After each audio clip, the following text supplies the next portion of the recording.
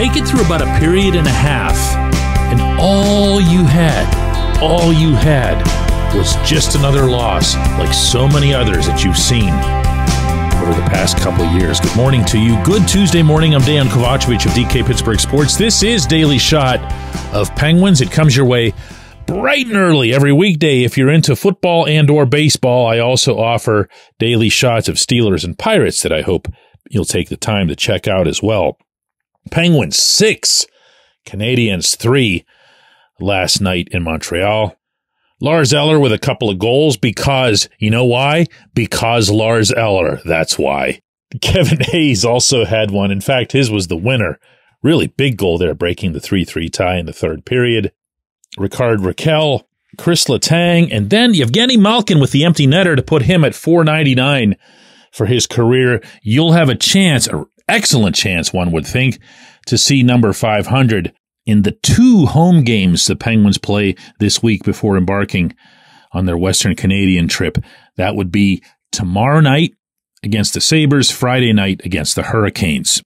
And they'll come home, of course, 2-2, which, you know, you don't want to start singing songs about 2-2. You don't want to start making any kind of grand predictions or whatever about what the team might do as the season wears on. Lots and lots and lots of hockey left, obviously.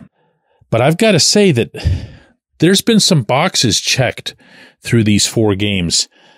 And I don't know that I saw all of these boxes, or maybe even most of these boxes, getting checked. And I'll start by reiterating from yesterday's show that the Penguins can keep up. They've got some speed so long as Mike Sullivan makes sure to dress the right people for the right reasons. That, of course, is a reference to Jesse Puljujarvi being back out there, setting up Eller's first goal, and just generally having a big presence all over the rink. Big and fast. Do not, to repeat also from yesterday's show, do not scratch Puljujarvi. Just don't. This episode is brought to you by Bet Online, your number one source for all your summer sports needs this season, from Major League Baseball, golf, NHL, NBA playoffs. Get the latest odds and lines, including all team matchups, player props, odds on just about everything that's out there. Head to the website today or use your mobile device to get in on the action. Bet Online, where the game starts. Next box that gets checked would be some semblance of resiliency here. Now, resiliency is a word that we'd heard from Sullivan for many years until it just became a hopeful thing. And all they would do was blow leads. They would give up goals late in periods and then, skate off the ice looking sad. Well, if you go back to the beginning, the one game that nobody's going to want to talk about, the 6-0 loss to the Rangers, the resiliency was demonstrated in the most powerful way the very next night in Detroit. Because in addition to what the Rangers did to them, the Red Wings might have done it that much more in the first 10, 12 minutes of that one. If Yoel Blomqvist doesn't bail them out there, who knows where this goes. But you know what? They didn't find out because they settled themselves after he settled them. And they kept playing, and then they ended up running away with the thing. So the game in Toronto happens.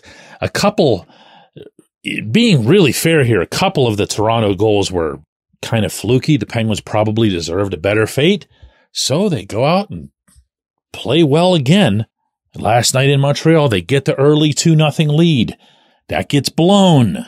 Then the Canadiens go ahead 3-2, and there it is. Right then and there, that's your pivoting point, that the past 2 editions of the Pittsburgh Penguins, right then and there, find a way to lose. And it usually doesn't take a long time after that.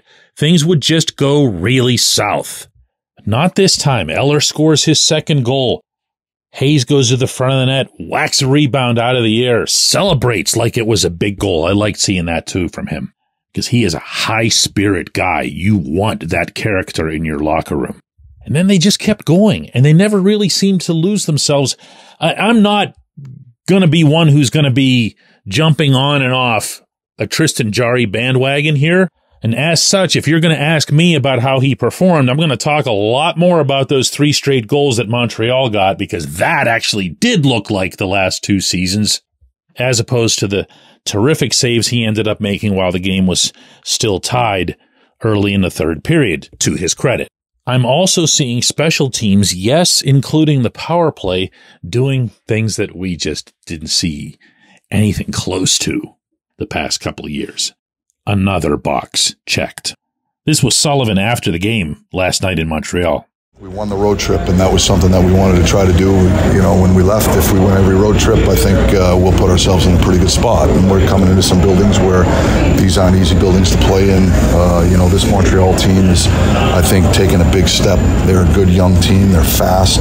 They're explosive, and they're a very capable group. So, I thought we beat a real good Detroit team. I thought we were right in it in Toronto. So, it's not perfect, and we've got a ways to go as far as building our overall game. But there's a lot to like about what's going on out there. I think our effort is where it needs to be. I think our intentions, for the most part, are where they need to be. We get away from it at times during the course of games, but we try to reset them with some of the discussion on the bench or in between periods, and you can see the guys making a concerted effort. So there's a lot to like about it. There's also opportunities for us to improve and get better, and we're going to go back to work and practice, and then we'll see when the next game comes, and we'll get ready to go for that one. Schedule's no picnic. Nobody wants to go to Western Canada in the opening month of the season. They'll say afterward that it's nice to have gotten it out of the way, but nobody wants to actually do it. The Sabres bring another fast team in. The Hurricanes, after that, bring another fast team in. The Jets are off to a really strong start, surprisingly so, I'd say, in Winnipeg. They'll be next on Sunday up there. That speed and additional youth will be tested. The goaltending, of course, will continue to be tested. And you better believe that resiliency will. When we come back, J1Q.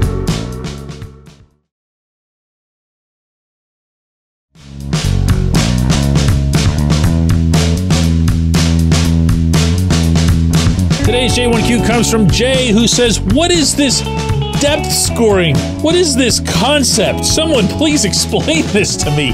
Hey, look, man, doesn't it all feel so very different when you get it?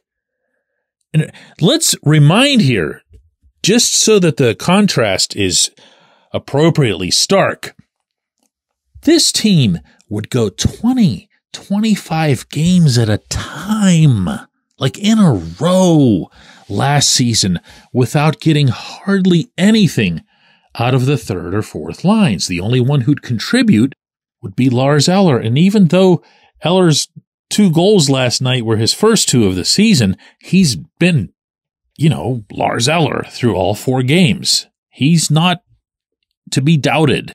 But when you see the way he's meshing with Jesse Puljujärvi, and you're aware that those 2 were really meshing all through the preseason, don't make me bring it up again. Just don't let that happen again. I have no idea what that was or why. But then you also factor in that you've got Kevin Hayes looking, the way he's looked all through camp, like he's prepared, fully prepared mentally and physically to bounce back from a tough year in St. Louis. You've got Cody Glass making a lot of things happen. I have a feeling, is going to be one of those guys who, even if he doesn't put up significant numbers, is going to gain a lot of appreciation among the more intensive hockey fans who pay attention to the little stuff. He's a really, really good little stuff kind of guy. Far be it for me to pat Noel Acciari on the back, but Acciari had one of his better games in a Pittsburgh sweater last night. So there was a lot to like, but instead of saying it about the game, I think what's more important is that in most of these examples that I just offered, that's been building since the beginning of camp. And I'll remind that even now, you're not seeing the full complement because Blake Lizott's not in there. I happen to believe that Anthony Beauvillier will end up in your bottom 6 in some form or fashion eventually, because I really believe Drew O'Connor belongs on the top line. But for now, O'Connor makes things happen on the bottom 6. And look, if you noticed how strong Gino looked, not just through this game really, but through the last 3, and you consider that, Sid is Sid, you also might have some real strength down the middle, including ancillary guys who can play in the middle, wingers who can play center, who can take faceoffs when you need them to. That helps with possession. Glass, Achari can do that. Lizotte can do that. O'Connor can do that. I don't know. I'm stopping myself here. It's 4 games. It's 4 games, and they're 2-2. Let's not take it any further. Let's see where the next couple go before they head out to Canada. I appreciate the question. I appreciate everybody listening to Daily Shot of Penguins. Going to do another one of these tomorrow.